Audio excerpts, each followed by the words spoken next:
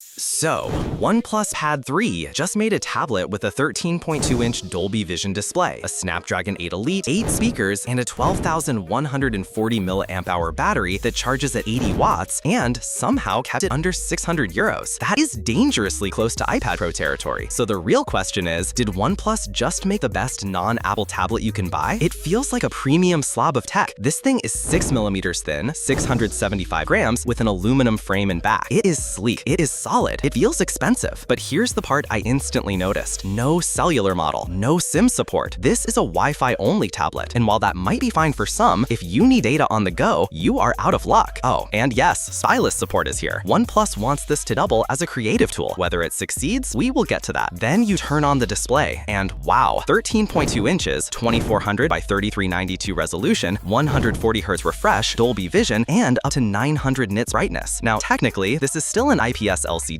not OLED, but side by side, the colors pop, the contrast is good, and scrolling feels silky. Watching movies on it, honestly, it feels like a mini cinema. But here's my question. Does that Snapdragon 8 Elite actually make this screen fly in real use? Or is it overkill? Performance is, in one word, wild. Snapdragon 8 Elite, UFS 4.0 storage, up to 16 GB of RAM. And yes, you feel it. Apps load instantly, multitasking is flawless. Even heavy creative tasks, photo editing, light video work, this thing just chews through them. Gaming? You could argue this is overpowered for a tablet. It handles every title you throw at it, and thanks to that big screen and high refresh rate, it is one of the best Android gaming tablet experiences right now. But here is where it gets interesting. Is anyone actually pushing a tablet like this to its limits? I will come back to that in the verdict. Cameras? They exist. 13 megapixel rear, 8 megapixel front. They are fine. Great for scanning documents, decent for video calls, but nobody is buying a tablet for Instagram photography. The sound? Oh yes. 8 stereo speakers, and they sound rich, loud, balanced, perfect for media. No headphone jack, but you do get high-res audio over USB-C and Bluetooth 5.4 with aptX HD. The battery is massive and fast, 12,140 milliamps. It lasted me just under 11 hours of active mixed use, which is impressive for a 13-inch 140 Hz screen. And then there is 80-watt charging. That means you can go from dead to fully charged in about an hour and a half.